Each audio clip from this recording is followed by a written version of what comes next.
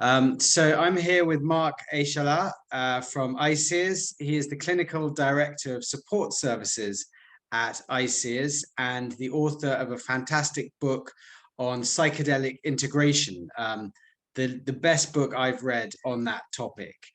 So he's got a very busy week because the book only just came out and he's got to see his clients, but he's taken some time to see us. So thank you very much, Marc. No, pleasure, Jules. So first of all, can you tell us a little bit about ICEERS, this amazing organization you work for? Well, I started collaborating with ICEERS back in 2010, 2012. It was actually through my relationship with Ben Delonen, the founder of ICEERS. We had met in different occasions in events that ICEERS was organizing in Barcelona. But when we really made a connection was a Boom Festival 2010. We were both working in the Cosmic Care service, this emergency psychedelic care. And that's where we met. We really made a connection. And from that moment onwards, we had a close relationship.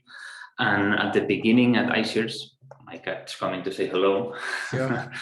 So we started collaborating quite organically. And my role there at the beginning was writing some content for the new website that they were launching.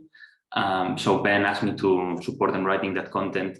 But as I was collaborating there, we were receiving emails from people that were having challenging experiences with ayahuasca, or that they needed some orientation, some recommendations regarding certain things related to ayahuasca use.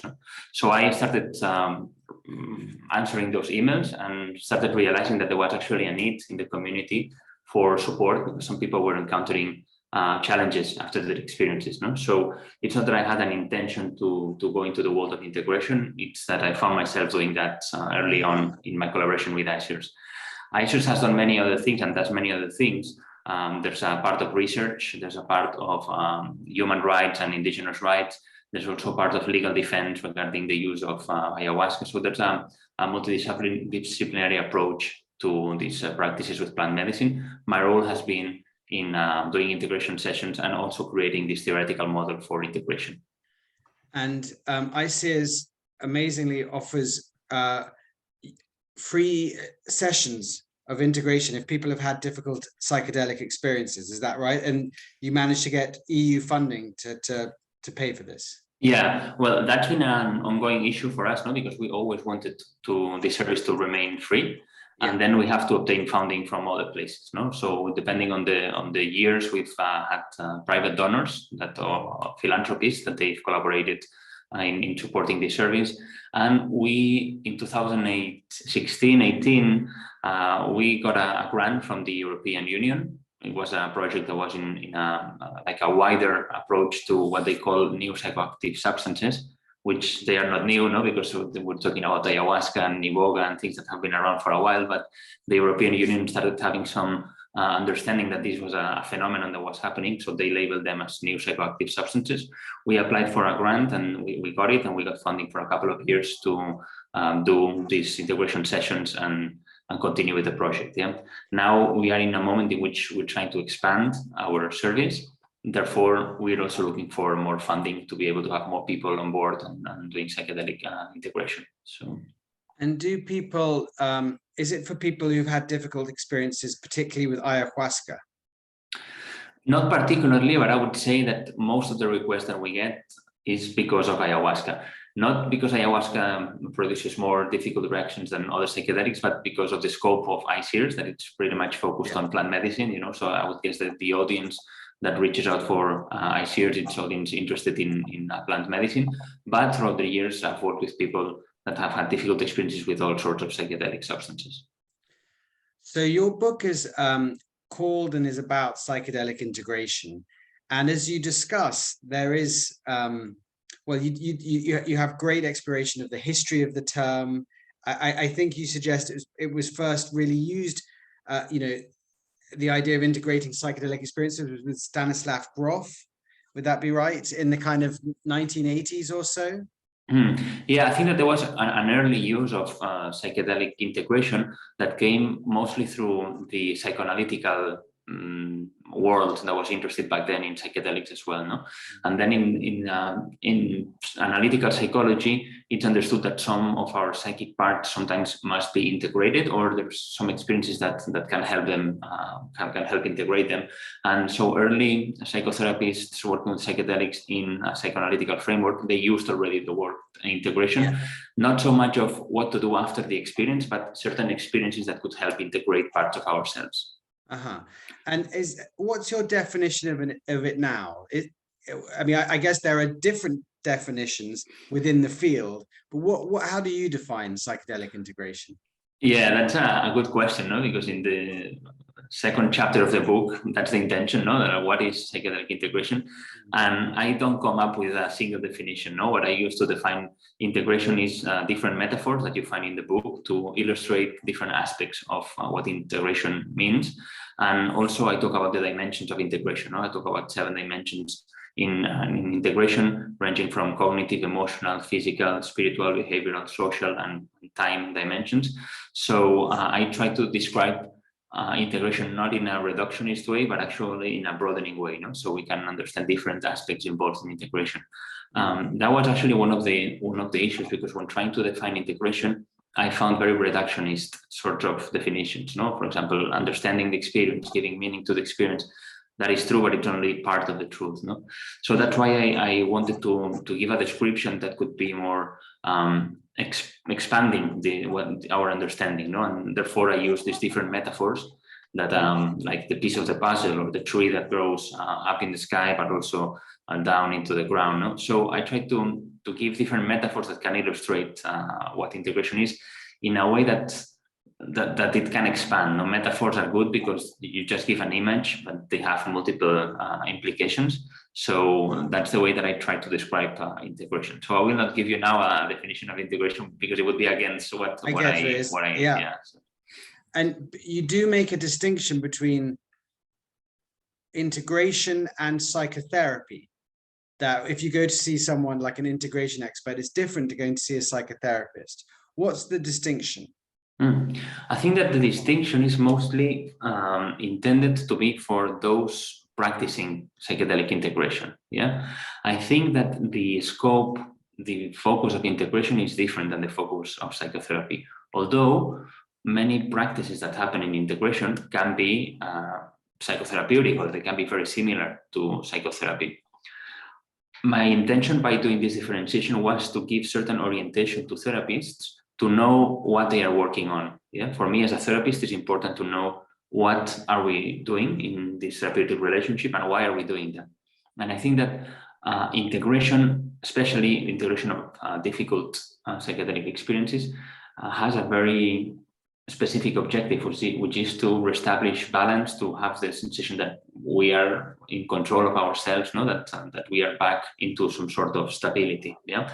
And that would be the first intention of a psychedelic integration, which is different from psychotherapy. There's many schools in psychotherapy that they have a broader scope, no? So for psychotherapists, I think that it's important to know when the integration period has finished, and then maybe we are going into something else, no? Then we are honest in what we do and honest in the practices that we're offering to clients. So for me, that was the main intention behind differentiating integration and psychotherapy. So to be clear, that integration would be a shorter process. Psychotherapy, the process could last years. Integration, probably more like weeks or months. Absolutely. That's the way that I understand integration. I think that when we had a positive experience and we are not experiencing challenges after a psychedelic experience, many times there's not the need of a therapist to support your integration. We can do our own integration. And I think that that's a good thing. We can find practices, we can find tools that can help us continue integrating our experience, but we don't need to go to a professional and pay for integration sessions, When we have a challenging experience, I do think that many times it can help to have a professional that helps you go through that period of instability and support you to go back to a more stable and functional way, and that should be something that lasts a shorter span of time. We would need to aim for a not immediate but kind of short-term resolution of the most incapacitating symptoms. So that's what I understand of integration of difficult experiences. And yeah, that should be addressed in a shorter span of time. So, so yes, as you just mentioned, you suggest in the book that there's kind of two paths. If you've had an experience which hasn't led to difficulties after the trip, then you suggest perhaps kind of self-care, psycho-spiritual practices are useful for integration. Maybe drawing mandalas or a journal or reflection. But if an experience has led to difficulties after the trip, then maybe a different path. Maybe it's more appropriate kind of psychological support. Mm-hmm. Yeah, absolutely. Right. I think that and sometimes we have a tendency to confuse that, no? And some retreat facilitators, they would encourage people who have had challenging experiences to go through this self-care path, no? And journal, write mandalas, be in nature, which can help, but many times it's not enough. Yeah. So I think that the practices to maximize benefits after a positive experience are different from the practices that we use when we are in challenging situations and we need to deal with certain symptoms that are somehow incapacitating or somehow challenging. I think that in that second scenario, we need some specific interventions. And you have a fantastic chapter on some of the difficulties some of the adverse kind of experiences people have. Can you share a bit about, just some of the most frequent types of difficulties that people get into? So these are not difficulties during the trip, but that extend beyond the trip. Yeah. And that's been, let me open my cat now. She wants to go out. Yeah.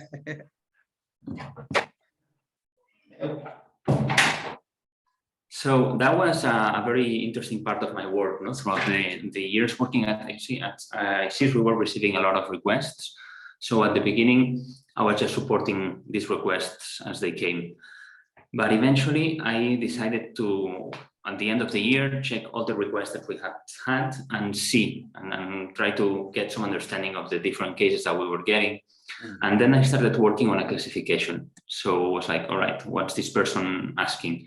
At the beginning, it was a very basic sort of classification. It was, all right, problems with adverse reactions during the experience that led to problems afterwards, or this person wants to know how to prepare for an experience or how to choose a retreat center or a shaman or facilitator. So I started some sort of dividing the requests.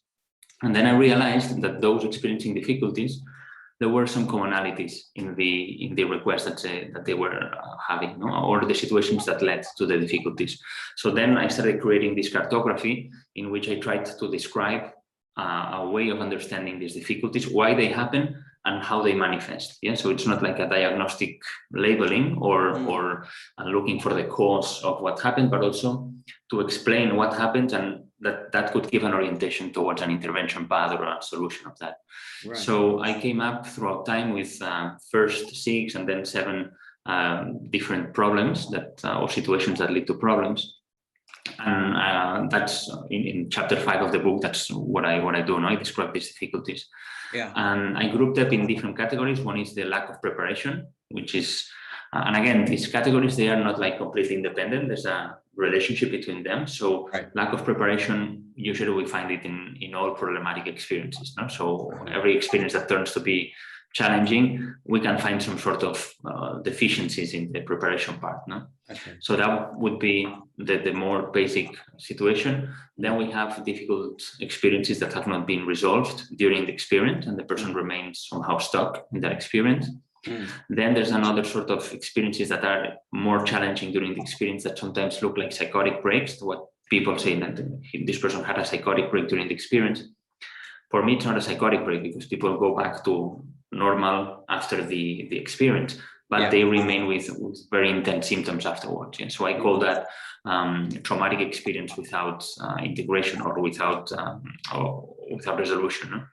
Right. That would be a really difficult category of experiences that people can go through after this sort of unfortunate events. Then there's the category of difficulties with facilitators or shamans, like interpersonal things that can happen throughout the interaction that are very often a source of problems.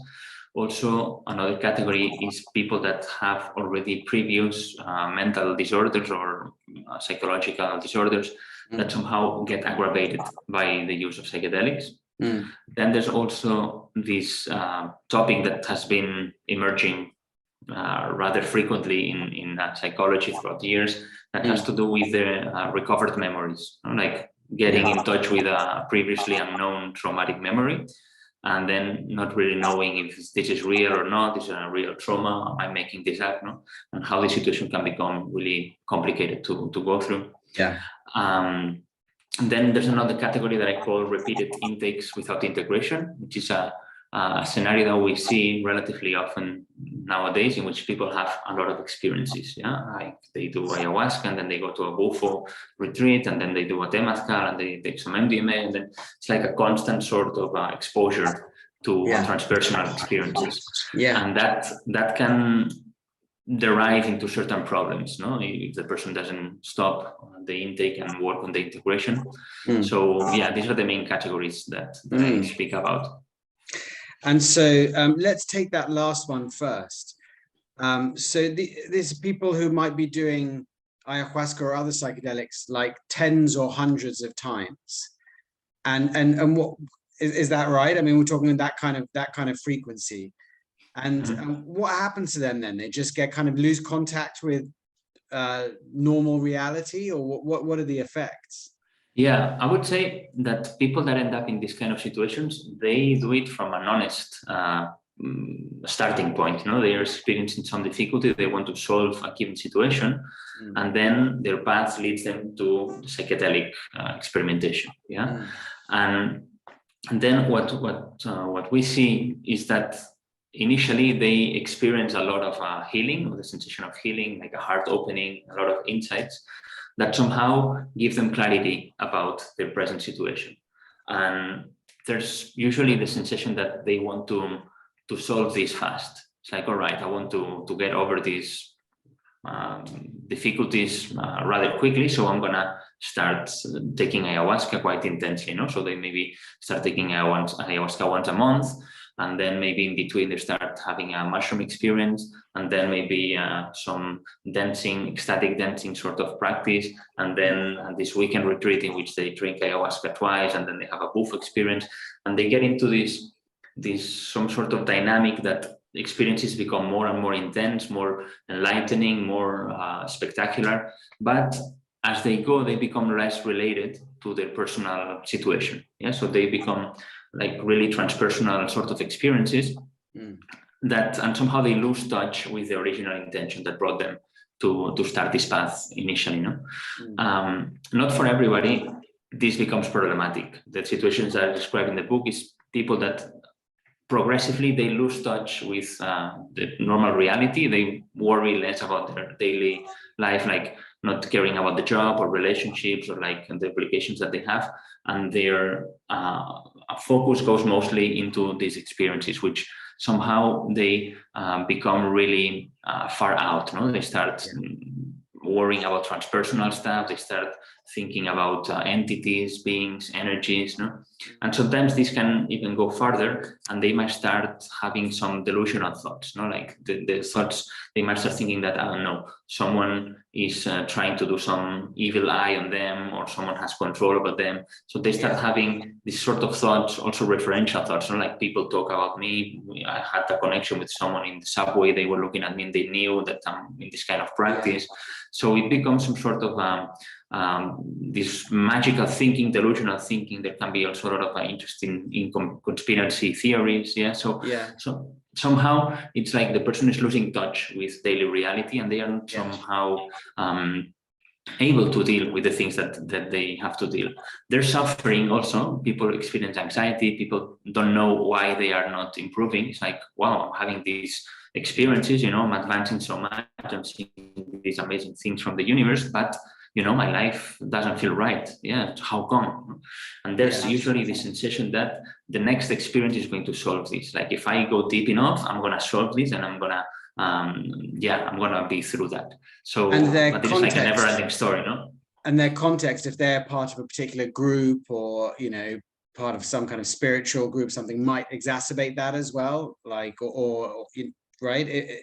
They might be getting messages to that effect as well, like, hey, just do it again, and you'll kind of, heal this. Exactly. There's some contexts that they reinforce this, no? Like you have to keep going, which there's a logic in that, no? I mean, we have to go through certain things, and sometimes we need to keep going. But when we are becoming really detached from what's going on in our daily life, then it starts to be, a little bit more difficult to understand if we should continue that way or we should take a break. No, I think that Jungian psychology comes handy in this situation. And Jung, when he talks about the ego inflation, he doesn't talk it so much in ego terms. He talks about how the influx of the collective or the transpersonal can somehow overcome our individuality, and then we are somehow left wandering and drifting in the collective and in the transpersonal, and for me that's a little bit the understanding of what happens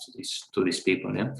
But I have to say that even if the context that the people are using ayahuasca reinforces this, many times these people, they will also have experiences outside that context. So maybe they are part of, I don't know, Santo Daime sort of practice, but they will also do other things. They take MDMA recreationally, but in a kind of psychonautic self-healing way, or participate in mushroom experiences. So usually they are exposed to a lot of different practices, not just one path.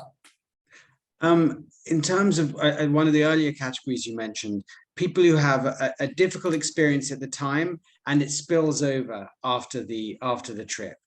What kind of things is that? Like people feeling anxiety or depression or trauma? Yeah, it can be all sorts of things. And I have two categories for this, like the traumatic category that during the experience looks like a psychotic break, and the other category, which is milder. Yeah. So it can be as mild as someone going in touch with, for example, a deep sadness in the experience, and then this not resolving throughout the psychedelic experience, and then it spills over the next weeks, months. And it's not that people are incapacitated or anything; they can continue doing normal life, but it's almost like the lens is tainted. No, they see life through that lens of sadness. There is what Stan Grof calls coex transmodulation, like some inner dynamics becoming activated towards the end of the experience, and then our perception of life being influenced by that. Yeah. Many times people can just go on and they can live a normal life with this, but they are constantly in touch with this. It's almost like my attention goes there, wanting it or not. Which must be scary, thinking I went and tried this drug and now like I feel different, like, and is this going to be permanent? Exactly, that's the thought. No, is it going to be permanent, or what should I do? And it can be in form of an emotion, like I'm like permanently in contact with that sadness.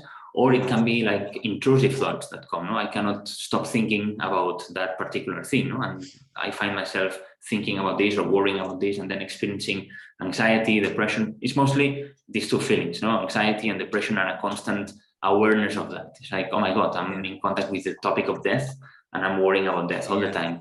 I worry about, I don't know, getting a disease or getting run over a car or whatever. And sometimes this is unconscious. We're not so aware that what's happening has to do with the psychedelic experience. So this can happen that all of a sudden I worry, I have certain anxiety, I worry about death, about illness, about anything in particular, but I cannot make the connection to the experience. Sometimes it's very clear, sometimes it's not. So that is these cases usually have an easier sort of resolution. Sometimes it's as easy as having another experience, usually maybe not with the same substance, maybe going to holotropic breathwork or something that feels more controllable. So, and what's holotropic breathwork for those who, I know you're trained in it, but what is that? Well, it's a breathing technique that has the potential of inducing a non-ordinary state of consciousness, similar to a psychedelic state, but different in phenomenology and in content. But for practical reasons, it's the same as a psychedelic experience. So it's somehow a more controlled psychedelic experience. So people usually feel that they can allow themselves to go into any sort of experience, while in psychedelic experiences, sometimes it feels a little bit scary, to allow yourself to go into sadness or into fear or anxiety, whatever. In breathwork, somehow it becomes a little bit easier, so people can process and they can complete those experiences sometimes in one single exposure to holotropic breath. Yeah. So it can be as easy as doing that, or with some psychotherapeutic sessions focused on this particular topic. Usually it resolves in the span of 5, 6, 7 sessions, something like that. So. And if people have had a very scary experience or thought, in the book, it seems like sometimes you might suggest a kind of exposure, re-exposure, like focusing on that experience for like 20 minutes or so a day for a few days, or maybe for a few weeks. And that's to kind of lessen our fear or aversion to it. Is that right? Yeah, that's an intervention technique that comes from the Mental Research Institute in Palo Alto.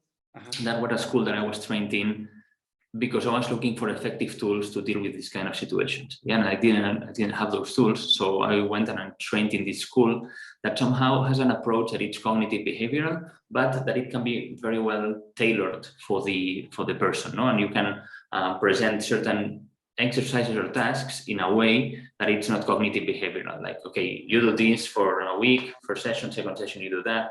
No, it's like you really try to understand what's happening to the person and try to find ways that we do some sort of controlled exposure. Yeah, I would say that the intention is not so much, or not only the controlled exposure, but also trying to achieve internally a shift in which the person, instead of trying to run away from the experience, willingly goes towards experience. So that's the important thing, but finding this internal shift in which, all right, I'm going to do this instead of I don't want to do this. So sometimes exposure, it's framed in a way that, all right, I know that you don't want to do this, but you have to, because then you're going to be desensitized or whatever. No, this is not the approach. Where we're looking is a change in an inner attitude, like, all right, I want to do this. Yeah, and then something else shifts. So usually when I present these exercises, because this comes from this school that's called strategic therapy, you don't explain so much the rationale beforehand. Yeah, because otherwise it's almost like presenting like what should happen, and we don't know what will happen. Some people will have a lesser reaction to that, and they will say, I went into this experience and nothing happened, and now I realize that there's nothing to fear. Okay, fantastic if that happens. But some other people will say, you know what, I had a terrible week. I really had to confront these inner fears and stuff. And that's also okay, So from an exposure point of view, that would be wrong, that would be, this is not working. But from this Palo Alto Mental Research Institute perspective, it's like, all right, we're working with what's appearing in the person. So in a way, it's very in tune with psychedelic work in which you honor what's happening in the inner process of the person, and you tailor the intervention to support what's happening at each moment. So one thing you wrote in the book, which I completely agree with, is that people working on integration should be radically neutral. I'm not sure that's a precise phrase, but something like that you use about the client's beliefs. Yeah, I call it radical respect for the client's worldview. Yeah, exactly. Is that the case at the moment, do you think, in the world of integration? I mean, of course, it's hard to know, but I know that most integration experts seem to be trained in the kind of shamanic modality. So do you think there is that kind of radical respect, or that integration experts often have, their particular belief framework, including ontological belief framework? Yeah, absolutely. I think that is the case, and that will always be the case. We cannot be free from our own ontological perceptions. Yeah. But I think that if we try to force a certain ontology on the client, that can be maybe not harmful. It could end up being harmful, but maybe it's not supportive. And sometimes integration therapy or any sort of therapy tries to do that. For example, psychoanalysis sometimes tries to teach the client about psychoanalysis, so they have to learn psychoanalysis to understand what's going on and to be able to work with that. And I think that in integration that happens a lot without us being so much aware of that, because each practitioner is trained in shamanic schools, or I don't know, any sort of school. They might have their own understanding of what experiences mean and how healing works. And I'll give you 2 radically different examples. Some schools would be really comfortable with traumatic experiences in the sense that you're confronting your traumas and that's what should happen. Other schools would be more like, no, you need to have a mystical experience and that's what's going to heal you. So it's like a radically different approach in what experience is going to be good or not. No? Right. So when I wrote this book, what I was lacking in the integration literature was some sort of a psychological theory behind that. Yeah, it's like, and that's what I tried to do. And I tried to bring a psychological theory that could be inclusive of all these worldviews and understandings of the psyche. Yeah, and therefore I had to position myself on a certain plane, on a philosophical aspect. Yeah? And for me, this Palo Alto school gives a good answer to that, because the philosophical assumption is like, okay, we are constructivists. We don't assume that there's one single reality, but we build our own reality. Clients build their own realities, and then the role of the therapist is, okay, be aware that you have your own reality, but as much as possible, try to adapt to the other people's ontology. And we work with the other person ontology. Yeah. What if they have arrived at an ontological belief which is causing their suffering? For example, something you write about in the book, feeling like they might have, and this is quite common, I see from ICES, from the Global Ayahuasca Survey, feeling that some kind of negative energy or entity has infected you or got into you, or you've been cursed or something like that. So they're because it's tricky, because you could say, well, that's not true, but that's an ontological discussion. So what could one do there? That's a really exciting part of the work, no? The working with these situations in which the ontology is part of the difficulty. Yeah. So the examples that you described are very good. Like, okay, there's some energy attack on me, or there's some entity that's been attached to me, or we can even go to a psychological perspective. I have this trauma that I recovered, or that maybe I don't know that I have, but there must be there. So I need to go and uncover this trauma before I can heal. I was abused as a child or something. Exactly, but I don't know it yet. I haven't found it, but I have the suspicion, and then the ontology becomes, if I go to that trauma and I uncover that trauma, then I'm going to be free. Yeah. Which is problematic on two levels. On the one level is like, we don't know if that's true or not. Even for Freud, who originally brought this idea of uncovering repressed memories, he realized that even when we do that, sometimes healing doesn't happen. So expecting that the healing will happen when we reach that memory is not exact, even from a psychoanalytical perspective. Yeah, but also many times it's very difficult to know if we really got to that original trauma. No, and some people will find that, and okay, I've worked through my childhood, I've identified certain things in my childhood, but then my symptoms are still here, they are not going away. So there must be something in the perinatal domain. After I find something in the perinatal, I haven't healed yet, so it must be something in the transpersonal, no, in past life. When does this end? No, it's like a self-defeating sort of ontology. Yeah. And then when working with this, we need to, so the role of the therapist, I would say, is to understand this ontology and to try to find a way from inside this ontology to work with that. And sometimes there's ways to do that. It's all right. I'm just thinking about an example, no, that someone that might be looking into past lives, and it becomes like a never-ending search. No? Like, all right, maybe that's the case, no? That something happened in your past life experiences, in that it creates certain influence, certain karmic tendencies, and you're going through that. No? But in a way, that's something that we all have. No, I mean, we all have had all sorts of past life experiences. So how come that some people manage to I don't know, solve it somehow in the present life, or what should be the result that we should have in the present life, because we're going to have future lives as well. No? So then it's impossible to believe that you're going to not have any trauma or anything. So I mean, otherwise you become a Buddha, then you don't reincarnate anymore. No? So you start trying to understand it from this perspective and look for the sensation of what would be a success in this present moment. It's like, all right, we cannot escape samsara, but we can maybe have a fulfilling life in samsara, even if we're going to have other future lives. Yeah. So what would that look like for you in this present life? Okay. So I know ICES has done a bit of research on things like the Global Ayahuasca Survey, on how often difficult experiences happen, or how often do people have experiences which maybe cause them problems, not just during the trip, because every trip can be kind of challenging, but afterwards? What does ICEA's research suggest on that? I cannot give you an answer to that because I'm not so into research, so I don't know the data, and I don't know if ICEA's has this kind of data. No, what we know is that the occurrence of adverse reactions is low compared to the amount of people that use these substances. Yeah, and this has been something that's been consistent through research from the 50s until now. No, that I think that the author that wrote more about this is Sidney Cohen, and he wrote a lot about difficult experiences.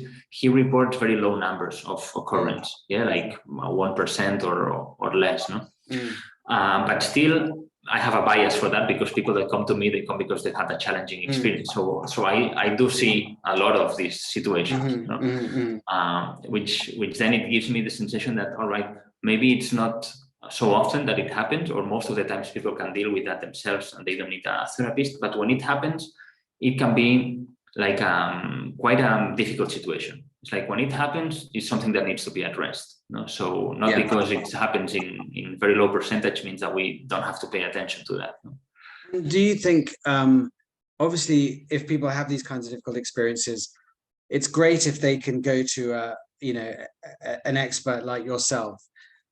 Do you think there are things that could be changed in the field, or would you make recommendations to the industry, to use that word, to make these maybe less likely to happen? Yeah, that's a complex question because the industry is very diverse, no? And I think that progressively we need to educate each other collectively, no? So we raise the quality standards of the work that's been offered there. As I am saying lately, I think that there's a tendency to start presenting psychedelic therapy as a single event. No, that you take psilocybin or you take MDMA or you go to an ayahuasca retreat, and that experience is going to change you, no, and or it's going to heal you. We're losing the perspective of the process, and I think that for that, Western psychology in the 50s had a good understanding. It's like, okay, these substances can be tools helpful in the process of healing, in the process of self-discovery. You know? So it's not like a event that's going to be like a night and day or end of the process, like, okay, I'm healed, I'm enlightened. These are tools that can initiate a process or accelerate a process, but not reach like a end point and after that it's done. No? And I think that that's something that we realize in our own healing process, no? That usually we start from a position of need, of experiencing symptoms and having to deal with them. There's anxiety, there's depression, and we try to work with that. But at some point we realize that in a way that it's never going to go away completely. That being alive implies suffering, as the Buddhists say, no? I mean, that's the first noble truth. So we realize that it's like, all right, then my relationship with suffering, my relationship with my anxiety, with my depression, it can change, and I can find a way in which I experience that, but I don't suffer so much because of that. No, or I able to build a life in which that is part of the human experience, but there are other things that are also part of my human experience. So I think that that's a more mature understanding of healing, rather than the total absence of anxiety or depression or bad thoughts or whatever. No? So I wish that we can see a little bit more of that in the industry, because somehow now it's like very, they are selling well-being, no? Like, you do this, you're gonna be healed. You do this, you're gonna improve your life. You're gonna maximize your potential. No? And I think that creates a lot of suffering for people. It's like I'm only operating at 70% of my potential, you know, and I should be doing 100%. I would say, man, if you're operating at 70% of your potential, that is pretty good. You know? So if on average you're operating on 70%, that's actually very good. What about advice for the smaller industry of people offering themselves as integration experts? Should there be some kind of certificate or agreement or more research, or how could that field be improved? Yeah, on the one hand, I don't think that there should be a unique certificate. I think that the diversity of practices is always something positive. What I wish that we could do is that everybody be honest on what can I offer to other people. Yeah, so some people will be more skilled to offer integration for maximizing potential benefits, because people have had beautiful experiences and they are able to build this nice setting, group sharing in a beautiful place, and do certain group dynamics or exercises that will work for that. But maybe they will not be so skilled in dealing with challenging situations or symptoms like anxiety, panic attacks, this kind of stuff. No? So I think that finding coherence in what you do and being honest about what you offer, that's what we should ask for our community, no? And then hopefully an ongoing process of sharing knowledge and collective learning, no? Because otherwise this can be a field in which we can be very isolated and everybody feels that they are right, no? It's like my school, that's the right way of working, and other people are doing things in a wrong way, no? Psychedelics transcend boundaries and classification, so there will be always different ways of understanding them and different practitioners that work in different dimensions of this integration process, no? And I think that that's good. But if we can find places in which we share and we collect knowledge from different fields, that it's going to be very helpful. For me, it's been a privilege to be able to work with communities of people that they offer ayahuasca sessions to other people. I've worked with them in different countries, and it's been very interesting to get their input. What's the reality, what they see, what kind of people do they get, what kind of challenges do they face? Because then I get a different perspective than what I would get in my office. That someone calls me and we have a call or we have an interview, whatever. So I think that being exposed to a wider range of what's going on out there can give you a more humble approach to what we do. It's like, all right, I'm just seeing a part of the whole thing. No? I would guess probably that most people who take psychedelics, if they have a difficult experience, will... if they're kind of quite new to the field or not very literate in the field, they might not have heard of integration experts or of ICEERs, or so they might either go to a psychiatrist if it's bad, or try and deal with it themselves. On the first issue about psychiatry, do you feel that psychiatrists are literate enough about psychedelics and some of the problems people can get into with psychedelics and how best to deal with that? Is it something that ICEERs is working on, trying to kind of work, co-education with psychiatrists? Yeah, that's a very good question. And I think that it depends on the psychiatrist. I think that the psychiatrists that they are really literate in psychedelic work, as there are psychologists that are not, so there's all sorts of variety in the field. I would say that each training that we get, it somehow shapes us in a way that then we have a certain bias. I would say that the psychiatric bias usually goes in the direction of thinking that chemical substances will have an effect on our neurobiology or whatever, and then the healing will come from that. So sometimes they might be expecting this sort of miracle thing, like, all right, antidepressants are not working, you take psilocybin and let's see if it works. And if not, we're going to try ketamine and see if ketamine works. And if not, we're going to try another substance and see if it works. No? So there might be this sort of more medical approach to healing. But there's been very good initiatives. I think that Elizabeth Nielsen and Ingmar Gorman's school, they did some workshops that had the intention of educating medical professionals in psychedelic therapy and research to understand the field a little bit better. And I think that the interest is growing. I get more and more referrals from medical doctors and psychiatrists that they say, okay, I have a client that is interested in psilocybin and I don't know so much about this, so I referred him to you, so maybe you can give some orientation. So I think that there starts to be the understanding that these practices are a reality now and that we need more knowledge about it. So I'm actually optimistic about this. Yeah. And do you get the sense in your conversations or in your work that there are also practices people can do for themselves? I mean, like, for example, with cognitive therapy, there is some of it one can do for oneself. Do you think there are like that, like things people can do for themselves as well if they've had difficult experiences? Definitely, yes. People can do things themselves, and I don't know. This is something that I'm very curious if the things that I write in the book are going to be helpful when self-applied. I don't know, no, because therapy has also this component of being an asymmetrical relationship. The therapist is telling you to do something that maybe you would not do, but because the other person tells you, you expect certain results. No, so the placebo effect is an important aspect of all sorts of therapy. No, so I don't know if that will work or not, but definitely I hope that some of the attitudes that I present in the book, like first of all, understanding that this is a process and this is perfectly normal to have a challenging experience afterward, and that most of the times, if not 100%, a really high percentage, they will have a resolution and relatively fast resolution. You know, so I hope that knowing that will shift the attitude in which how we approach this, and we can at least find comfort and find tools to work with that. Yeah. Great.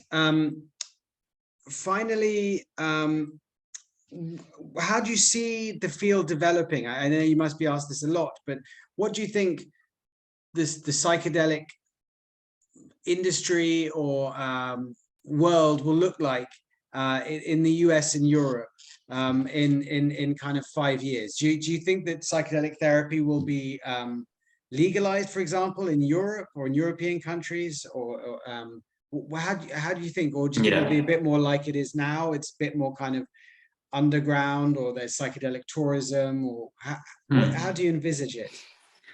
Yeah, I don't really know. I think about this, and I can only project what I see happening now, no, and think that maybe it's going to be more of that.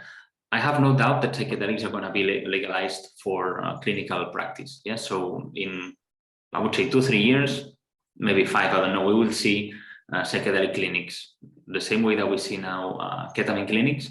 We will see these same ketamine clinics. They will offer psilocybin and maybe MDMA. So that's going to happen.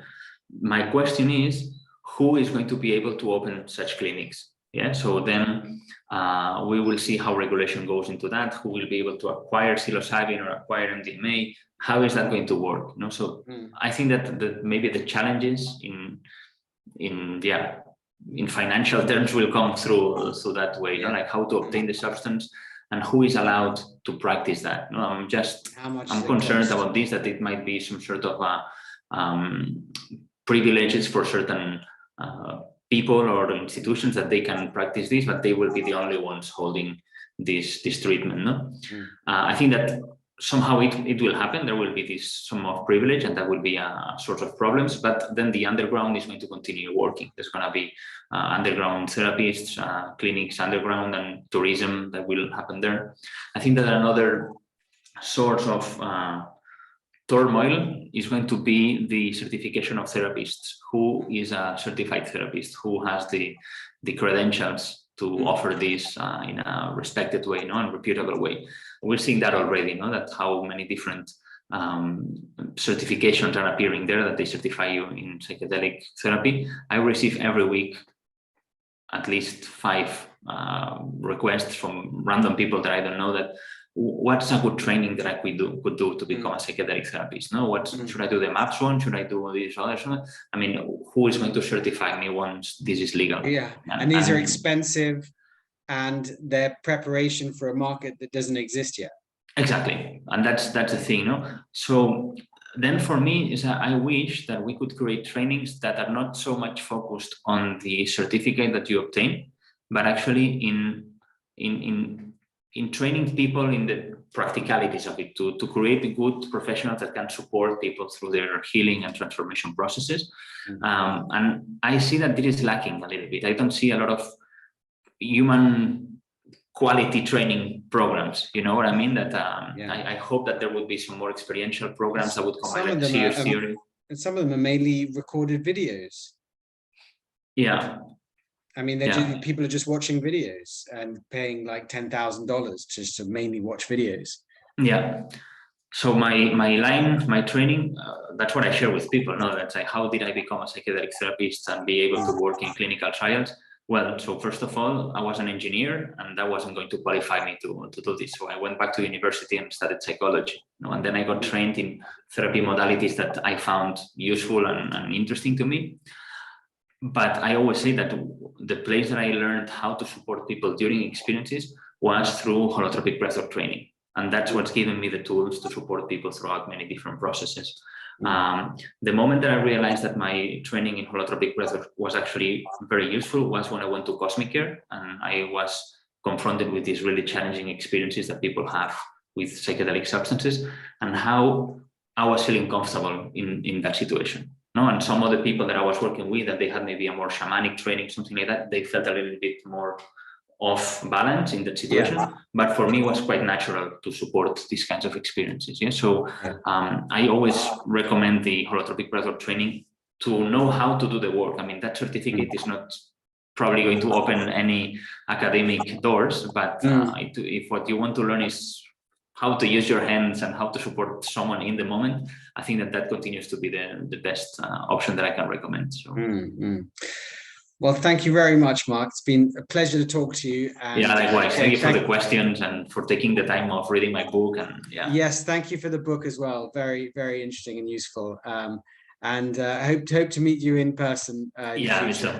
Okay. Thank you so much, Jules. Bye, Marc.